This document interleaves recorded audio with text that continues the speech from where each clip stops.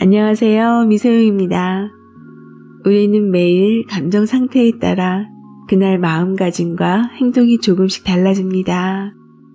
우리에게 왜 감정이 있는지, 그것이 무엇을 의미하는지, 그리고 감정이 자신에게 어떤 영향을 미치는지 안다면 내 자신을 이해하고 다른 사람을 이해하는 데 큰 도움이 되겠지요.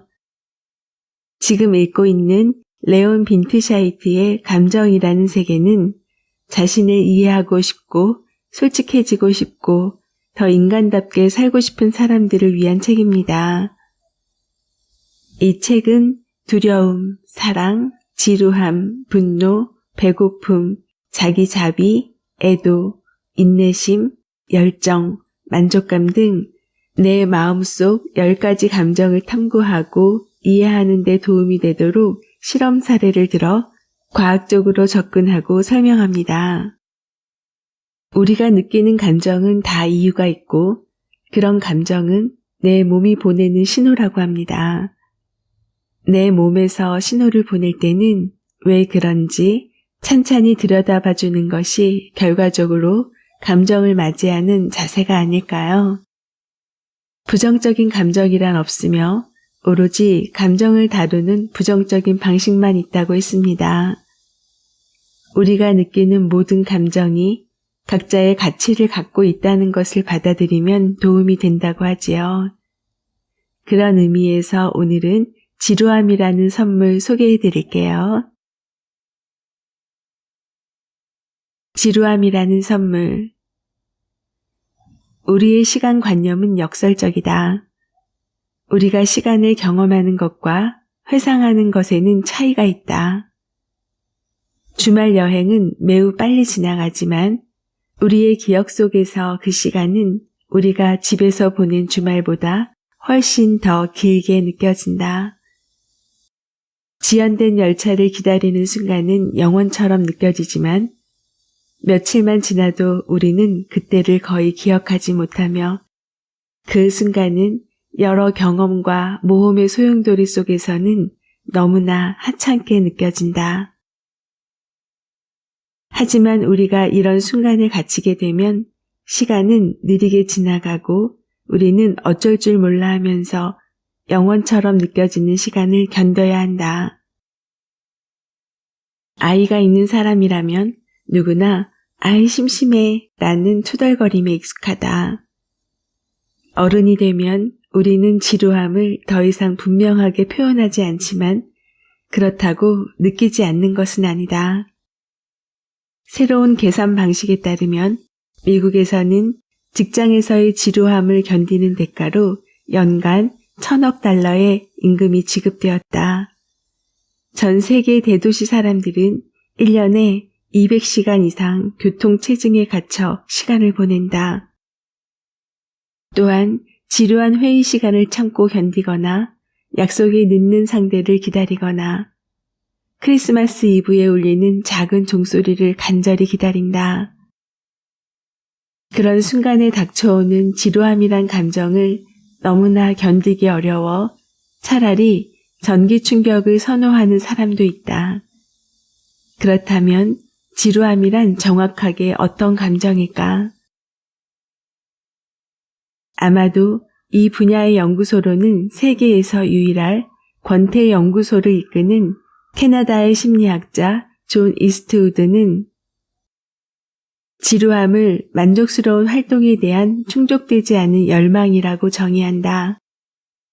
우리를 괴롭히는 것은 아무것도 하지 않는 것이 아니라 삶의 무의미다.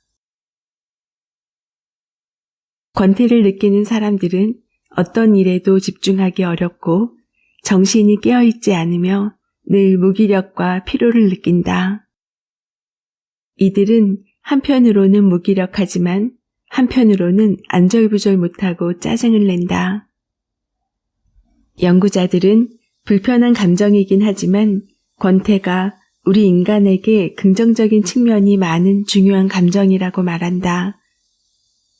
철학자 안드레아스 엘피도로는 수년 동안 권태를 연구해 왔으며 이것이 삶에서 얼마나 유용한지 처음으로 밝힌 사람 중 하나다. 그는 사람들이 지루함과 휴식을 혼동하는 경향이 분명히 있다고 말한다. 둘 다 활동적이지 않은 상태이기 때문이다. 하지만 가장 큰 차이점은 각각의 상태에 대한 평가다. 아무도 지루한 상태로 살아가길 원치 않는다라고 엘피도로는 말한다. 기분이 나쁘기 때문이다. 기분이 좋다면 진정으로 지루한 상태가 아니다. 고통과 지루함을 비교하는 것은 지루함이 우리에게 왜 중요한지 보여주기 위해서다. 고통은 우리 몸에서 무언가가 잘못되었을 때 일어난다. 잘못되었으므로 돌보고 고쳐야 한다고 우리에게 경고하는 것이다. 가령 고장난 의자에 너무 오래 앉아 있으면 허리가 아프기 시작한다. 이는 몸의 위치를 바꾸라는 명확한 신호이거나 일어나서 움직이라는 경고이기도 하다. 지루함은 우리 정신이 내리는 비슷한 경고일 수 있으며 또한 변화하라는 암시이기도 하다. 지루함은 우리를 올바른 길로 다시 인도하려는 신호입니다. 라고 엘피도로는 설명한다. 지루함은 머릿속에서 교종부호처럼 작용하며 성취감을 느끼지 못하고 발전하지 못하는 자신의 상태를 이해하도록 도와준다. 자신이 성취하고 싶은 것과 성취한 것 사이의 차이를 지루함이라는 감정만큼 두드러지게 드러나는 것은 없다. 차이가 클 때 불편한 감정이 일어난다. 지루함은 자신에게 성취감을 주지 못하는 일을 하고 있다는 것을 깨닫게 하고 우리에게 불쾌한 기분을 느끼게 함으로써 적극적인 행동에 나서도록 동기를 부여한다. 하지만 우리는 불쾌한 감정이 나에게 어떤 말을 하려는지 듣고자 하지 않는다. 그 감정의 이야기에 귀를 기울이게 되면 자신의 행동에 비판적인 문제를 제기하고 자신의 삶을 돌아보아야 하기 때문이다. 그걸 누가 좋아할까? 우리가 지루함을 산만한 행동으로 몰아내고 알약으로 고통을 억누르거나 두려움을 억누르는 이유는 바로 이 때문이다. 당신은 언제 마지막으로 지루함을 느껴보았는가? 요즘 세상에서는 지루함을 느낄 새가 거의 없다. 우리는 일과를 서둘러 해치우고 퇴근 후에는 아이들을 챙기며 혹시 조금이라도 지루할 틈이 생기면 스마트폰 액정 위에서 간단한 손 동작으로 냉큼 지루함을 몰아낸다. 술집과 영화관이 모조리 문 닫았던 코로나 대유행기의 엄격한 봉쇄 기간 동안 우리 사회가 얼마나 권태에 대한 수용력이 낮은지 쉽게 알 수 있었다. 인터넷을 비롯해 온갖 일간신문과 잡지는 갑자기 자유로워진 시간을 잘 활용할 수 있는 방법에 대한 조언이 가득했다. 나는 방금 얻은 자유를 즉시 채워야 한다는 압박에 시달리는 수많은 사람들을 보았다. 온라인으로라도 새 프로젝트를 시작하고 운동으로 몸을 건강하게 유지하고 부엌을 새 페인트로 칠하세요. 지루함이 생길 틈을 주지 마세요. 우리는 항상 불쾌한 감정의 싹을 미리미리 잘라버린다. 그리하여 긴급한 상황에서 우리 삶의 나침반이 되어주는 고통이나 두려움과 같은 신호를 듣지 못하게 한다. 생각과는 달리 지루함에 대한 혐오는 디지털 시대의 현상만은 아니다. 심지어 고대에도 지루함은 수도사의 병으로 폄하되었다. 중세 교회는 지루함을 악행이라고 선언하기까지 했다. 단지 다른 게 있다면 과거에 비해 우리가 얼마나 쉽게 지루함을 피할 수 있게 되었는가이다. 모든 종류의 오락활동이 끊임없이 제공되는 현대의 삶은 한참을 바라보아야 비로소 보이는 우리의 내면의 풍경을 사라지게 한다. 지루함이라는 감정을, 시간을 색다른 느낌으로 경험할 수 있는 기회로 바꾸고 싶다면 이 감정을 가만히 들여다보라. 지루함은 스스로를 생각 속에 빠뜨림으로써 자신의 가치를 발휘한다. 우리의 생각은 여기저기로 방황하기 마련이다. 이를 통해 그렇지 않았다면 얻지 못했을 여러 아이디어를 건질 수 있다. 실제로 지루함이 우리의 창의력을 자극할 수 있는가에 대한 연구가 수년 동안에 진행되어 왔다. 이를 위해 사람들은 길고 단조로운 일로 자신들을 괴롭히려고 다양하게 시도했다.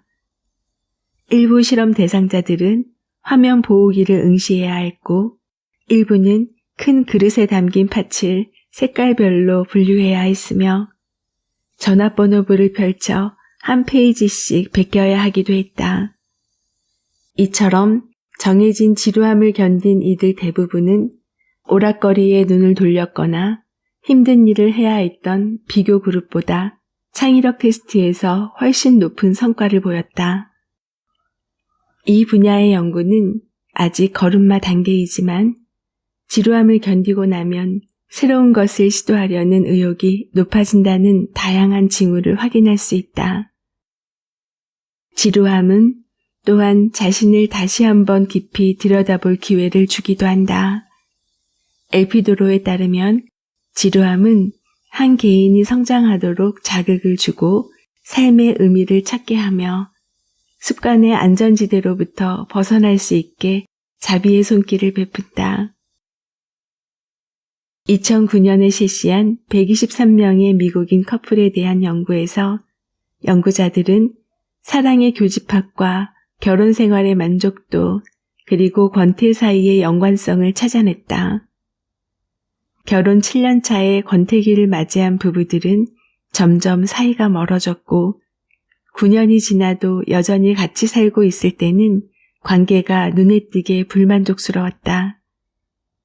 이를 통해 권태를 심각하게 받아들이고 권태를 삶을 새롭게 하려는 욕구로 이해하고자 하는 노력이 얼마나 중요한지 분명히 볼 수 있다. 권태가 우리에게 무엇을 해줄 수 있는지 아는 것은 그것을 우리 삶에 유리하게 이용하기 위한 첫 번째 단계입니다. 라고 엘피도로는 요약한다. 지루함은 특히 일상생활의 사소한 순간에 등장하는데 대기실이나 슈퍼마켓 계산대 앞에서의 줄서기 혹은 교통체증의 순간 등이 이에 속한다. 하지만 휴대전화의 액정을 닦는 등의 일로 지루함을 메우지 않고서는 화장실 앞에서 기다리는 시간조차도 견딜 수 없다면 우리는 지루함을 극복하기 어려울 것이다. 지루함은 우리의 뇌가 휴식을 취하고 우리가 경험한 것을 분류하며 그 경험과 감정을 이해하도록 돕는다는 연구 결과가 이미 나와 있다. 아무 일도 하지 않는 순간에 우리의 뇌는 꺼지지 않고 이른다. 디폴트 모드 네트워크라고 불리는 특별한 모드로 전환되는데 이는 삶을 이어가는데 필수적인 과정이기도 하다. 우리에게는 가만히 앉아서 멍하니 앞을 바라보는 시간이 필요하다라고 작가 아스트리드 린드그렌은 말한 바 있다. 지루함을 견디는 데는 침착함이 많은 역할을 한다. 지루함은 저절로 왔다가 다시 저절로 사라진다. 중요한 것은 그 틈새의 시간을 허락하는 것이다. 비록 우리 대부분은 불쾌하게 여겨지는 시간을 피상적으로나마 행복한 시간으로 바꾸기 위해 재빨리 지루함을 털어낼 소일거리를 찾는 데 익숙하지만 말이다. 하지만 지루한 시간을 꼭 즐거운 시간으로 바꿔야 한다는 것은 아니다. 땅에 발을 붙이고 내면의 소리를 들으며 자신이 선택한 길과 목표를 가늠해 볼 수 있도록 우리에겐 때로 지루한 시간 자체가 필요하다. 코로나로 인해 격리를 하면서 자연스럽게 제게 한정된 공간에서만 생활해야 하는 시간이 생겼습니다. 아플 때는 약에 취해 시간이 어찌 가는지 모르겠다가 아픔이 조금씩 덜해지면서 시간의 속도가 다가오기 시작했어요. 특히 낮 시간의 속도는 너무 천천히 갔어요. 솔직히 지루하게 여겨졌습니다. 책을 읽으려고 해도 글을 써보려고 해도 나근하고 축 늘어진 듯 무거워진 몸으로는 집중이 안 되더라고요. 그런데 문득 요즘 나의 생활이 생각났어요. 잘 짜여진 일정과 만들고 싶은 습관을 챙겨가며 보내왔는데 아픈 시간 동안 그것들은 아무런 힘이 없구나 싶었습니다. 지루함은 정말 다시 한번 자신을 들여다볼 기회를 주는 것 같습니다. 좀 더 늘어지기 전에 내 몸을 빨리 회복시키고 싶었어요. 그렇게 생각하고 나니 일어나지고 움직이게 되고 책도 다시 들게 하네요. 아무런 힘이 없구나 라고 생각했던 습관이 실은 힘이 있었던 겁니다.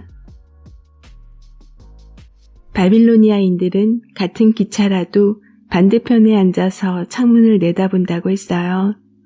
지나온 풍경을 바라보는 것이지요. 기차가 가는 종착역은 동일하고 결국 도착하게 되지만 그 차를 타고 가는 과정에서 순 방향과 역 방향의 좌석은 선택할 수 있습니다.